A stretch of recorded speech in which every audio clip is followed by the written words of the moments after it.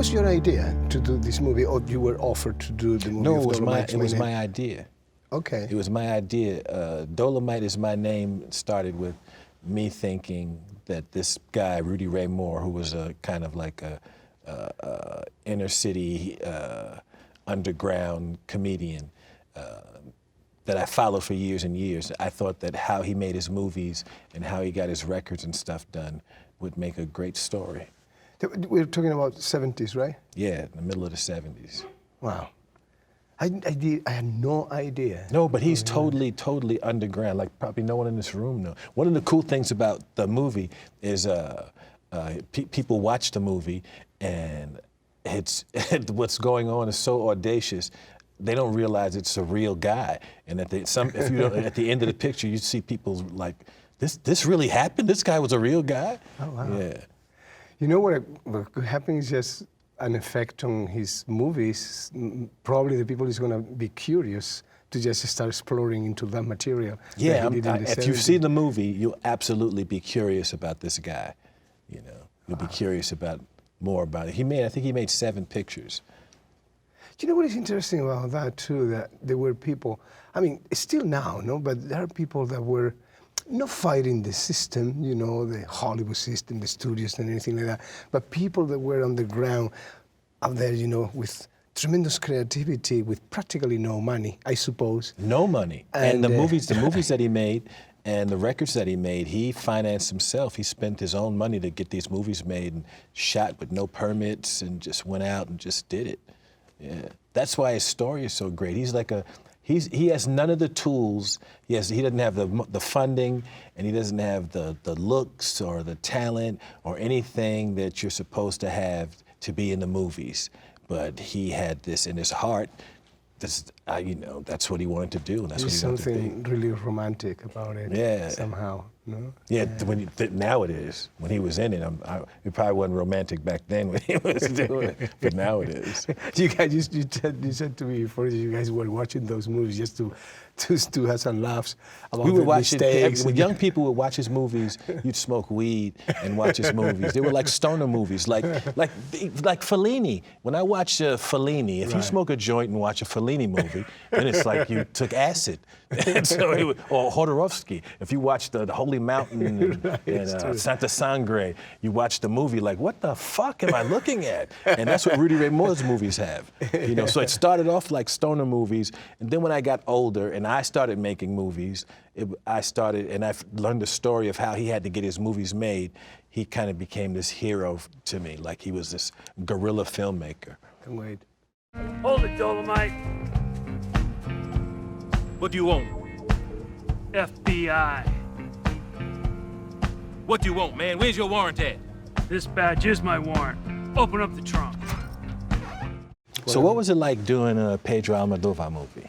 Well, it was the number 8th movie that I did with him. And you're playing him in the movie? Yeah. That must have been daunting. I'm playing a character called Salvador Mayo, but it's an alter ego. It's supposed to be.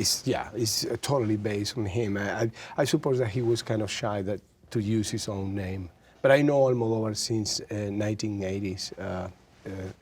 Almodovar actually changed completely the face of the Spanish cinematography back there. You have to think that in 1980, when I met him, it was just only 5 years after Franco died. And so we were living in a dictatorship for 40 years. The arts were very compromised by the regime. You couldn't do anything, you know, that was out of the box at the time. Oh yeah, yeah. And in terms of sexuality, politics, social issues, you were very limited. So all that's being repressed when they make movies and not discussed. Absolutely. So Pedro Almodovar came like just some kind of fresh water into that type of life, artistic life that we were living at the time. And so, he had, the mainstream, they loved him, or was he like an underground artist? No, he started a little bit like Rudy Ray Moore? Yeah. Okay. Yeah, little by little, you know.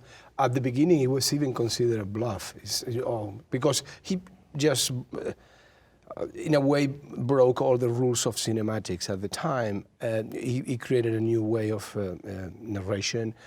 So at the beginning, people need to metabolize that in order to start accepting him. It was not until the third or fourth movie that actually he was accepted in the mainstreams. And that happened actually not because of the work that he did. Of course, the work that he did in Spain, but not the reception that he has in Spain. It was when we went to International Film Festival in Berlin, in the Cannes Film Festival, or in Venice, that international critics start seeing, scratching a little bit, that there was a guy, a real filmmaker in there that has something to say that was new and different. And then the Spanish people start putting attention to him. Okay. Sometimes, in Spain we say it's very difficult to be prophet in your own land. It's just a saying that we say, sometimes. It's very difficult to be profitable in your own land. Yeah, it's true. So, yeah, at the end of these 4 decades, he proposed me to do this movie that is a little bit of going back in time and coming to terms and reconciliate and even ask for apologies, to many people that we both knew, actors, lovers in his case, family members, mother, and it's a very emotional movie in that aspect, because we all travel through life with a suitcase filled with miseries and greatnesses, with pain and glory. And that's the title of the movie in a way. So I think that people connect with the movie because of that, regardless of, specifically the story that he's telling. Yeah. It has been a very, very interesting, trip that came to me also at a very specific time of my life. And, I commented yesterday, I suffered a heart attack, and in a way, when that happens to you and you see death so close, you make different choices. The order of priorities of the things that you thought that were important are not important anymore. You just, what is really important when your daughter, your family, your friends, and your vocation. I wouldn't even say my professional life, my vocation as an actor. That's what came out. And this movie came at that particular time, and Almodóvar saw that there was something different in me, and he said, I would love for you to use it in this movie. Yeah. Con el tiempo le contaré que eres tú. Es muy cinéfilo y no me lo perdonaría que no se lo dijera. ¿Tienes pareja ahora? Sí. ¿Y tú? No. Do you think that if you're going through having some adversity or going through a bunch of stuff, do you think that comes out when you're on screen? Like it's like that stuff is there, that some stuff might be there that wouldn't be there if you weren't going through the adversity. I think, Eddie, we create with what we have, with the experiences that we had in our life, good or bad. That's what modelates you as a human being, and that's the tools that we have to use as actors. I don't play the trumpet, or I paint, or I write books. I use myself, my own persona, you too, in order to express things. So everything that has happened to you, if you got the capacity to put some order on that and the capacity to use that as a tool, oh, definitely. And when an event like that happened, when you see death so close, it's very interesting what happened, because you put a lot of attention to every speck of your life, every little detail, every second has to be perfect, because you know that there is an end. Of course, you know that since we have, if we are using reasons, you know. But it's scary for me to touch real stuff. Why? It's just I've been at the 1 or 2 times where I've had something on screen that was like really, really serious, and there was some pain there and all that.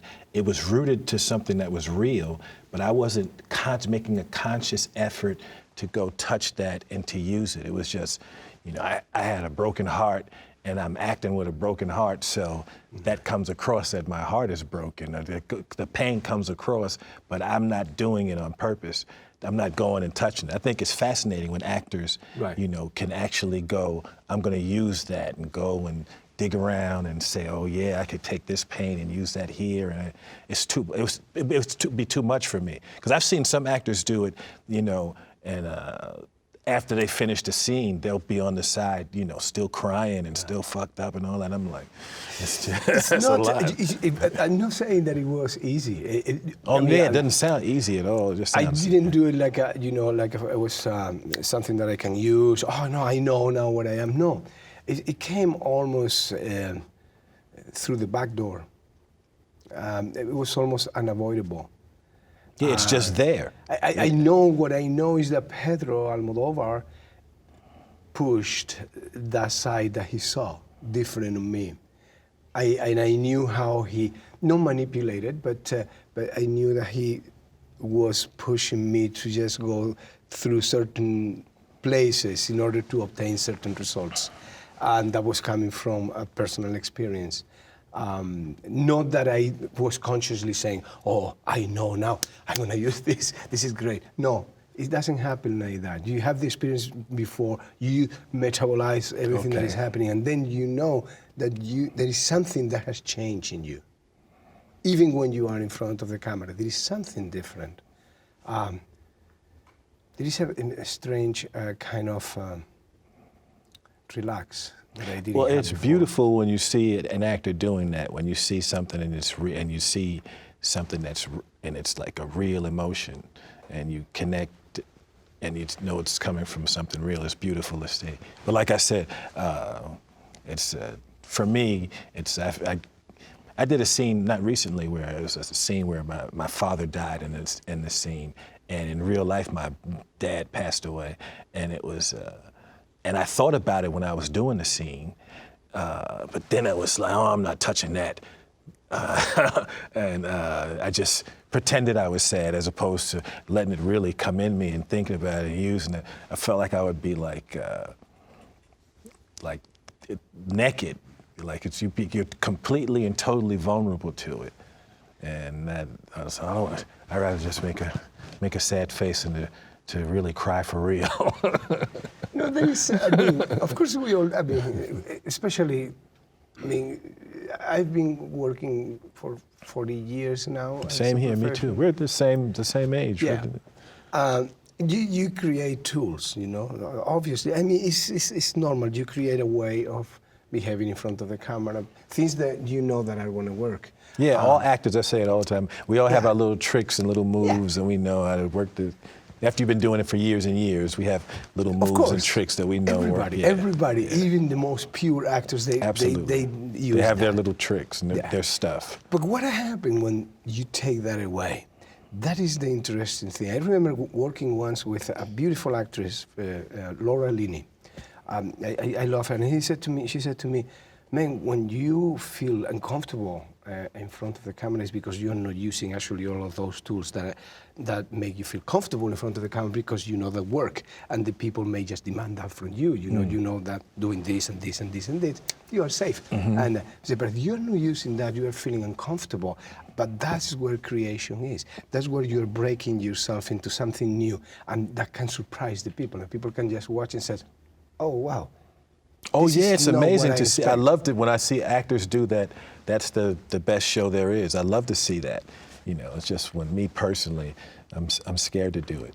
Really? Yeah. Well, when this last thing I did, Dolomite is my name. I had to because he's a real person, and he has his own moves and he has his own stuff that he did. It was like, okay, I have to be this guy, and I can't be funny the way I'm funny. If I'm funny, I have to be funny the way he's funny. And all that stuff was a challenge, but it wasn't like, you know, going and digging through emotional stuff. Tell me something. As a comedian, is that probably because as a comedian you feel that you may not have to use that other side of yourself? Is in a way, as a comedian, you can be more protected in a way as an actor? I think as a comedian, I know that if it's funny, that's the safest way for me to go, whatever I'm doing, if there's some humor in it. You know, that's where I feel safest, when there's some humor in it. Because I know that. And when you get off into it, okay, this isn't funny, you're just dealing with this and that, then that's when I need a director, and I need writers, and I need all this other stuff to help me get to those moments, because I'm always thinking, how do I make it funny? Just give a little tug. Just a little, don't tug too hard, don't take the motherfucker off. Oh, shit, that's a motherfucker. Yeah, that's right, it's all pretend. You put on a cape and turn into a fucking superhero. Leave the real you behind, go on stage. Magic, huh? So, Eddie, do you find a difference when you're playing a totally fiction character or somebody who actually for real existed?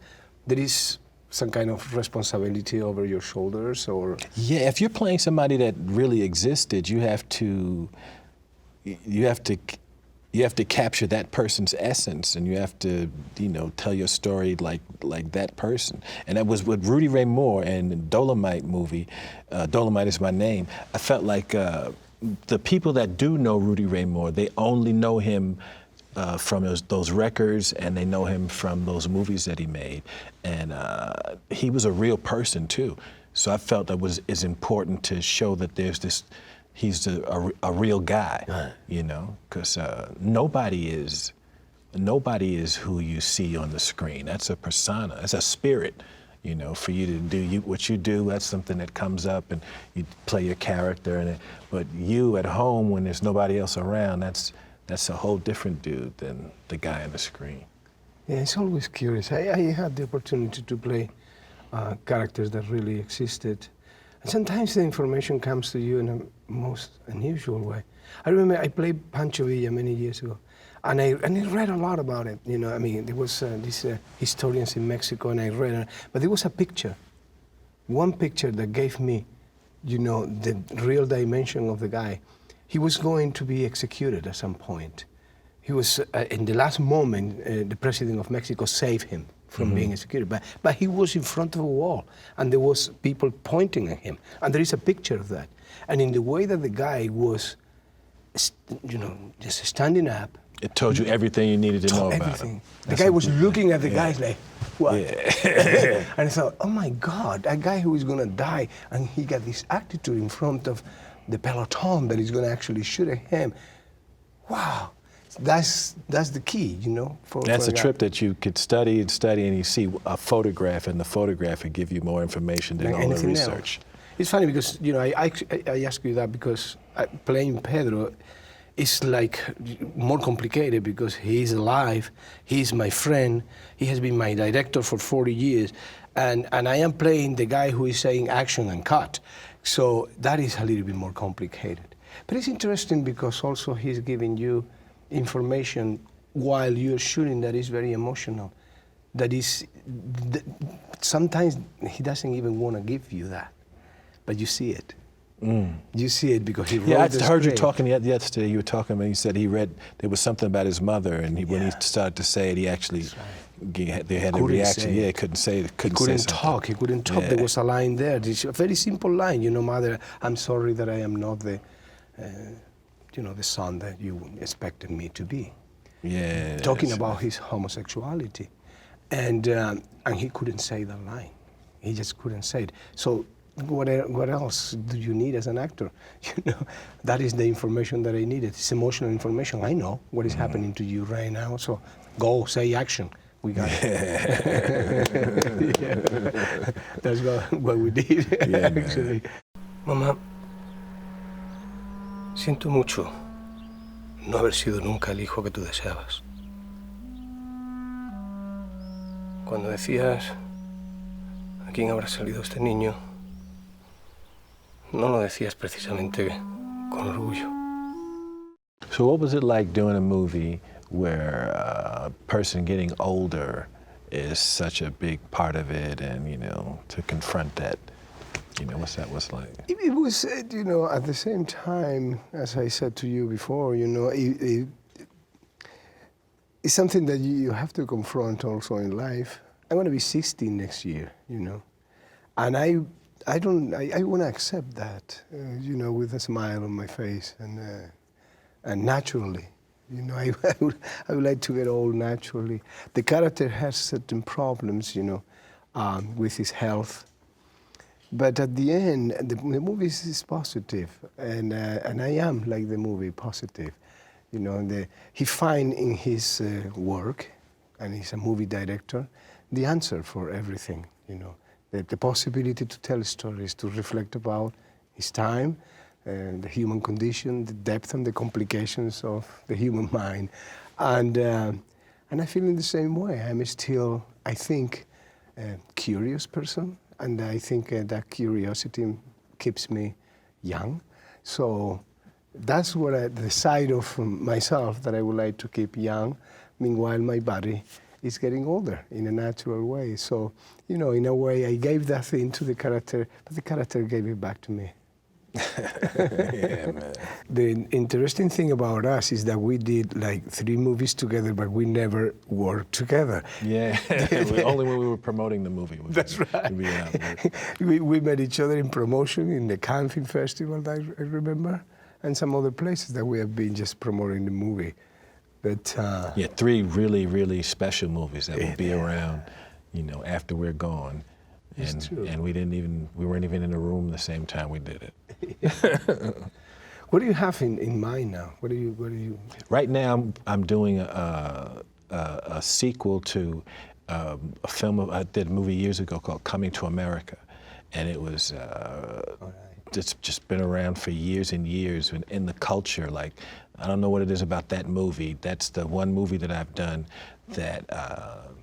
Like on Halloween, people dress up as the characters, and people always say lines from that movie to me, and I came up with a clever way to kind of connect the dots to, you know, it was 30 years ago.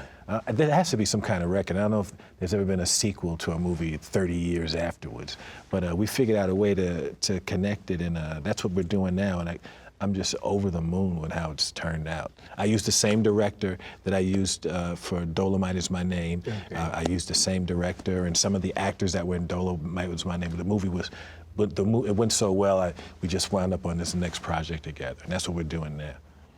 What are you doing now? Oh, I am in the middle of what I think is the project of my life, because not so many people know that I am coming from theater. Yes, you bought a theater in Spain. I bought a theater, yeah. I found the most romantic way to ruin myself. No, you didn't ruin yourself. You probably have more fun there than anything ever. No, I am actually. We are going to open now on the 15th. And actually we are opening with an American musical. We are doing a chorus line, because the chorus line is a beautiful reflection about actors inside, from the inside, you know, and doesn't put the focus on the stars. It put the focus on those guys in the background that actually are the ones who sustain the industry, you know, those dancers that were called gypsies in the 70s. And it's a beautiful structured musical that sends a beautiful message to young people. Because and at the same time... You direct it? I am co-directing and I am performing all young too. people and stuff? Yeah. That's beautiful. And then the theater is attached to a school where I have 600 students. And it's called SIM. We're going to build a second theater starting in June there. But the students are, you know, many of them are professionals already. They have been going for 14 years.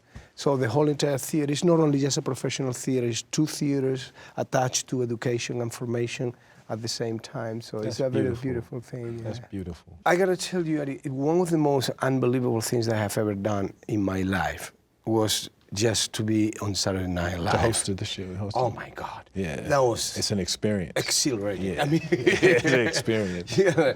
I don't know if I would do it again. Actually, it was very scary. It was very scary. But you're going to do it again? Yeah, I'm going by. I was in the cast for, that's how I got started. I was on the show for 2.5, 3 years. And I hadn't been back, I hadn't hosted. And they had, the show's been on the air for over 40 years now. Wow. And so it's like this American institution. And they had a 40-year anniversary a few years back, and everybody that was ever on the show kind of was there, and it was this really great night. And when I was there, I just got a big gush wave of nostalgia and great feeling and seeing all these other actors that have been on the show or were on the show with you, and I felt like there's such a strong kinship to everybody, and I felt like it was like at my old high school or something, and so I decided this Christmas I'm going to go back and host the show, and it's my first time back in 35 years, and I'm really excited about doing it. Oh, I'm going to just be looking for Yeah, man. Really. I hope it's funny.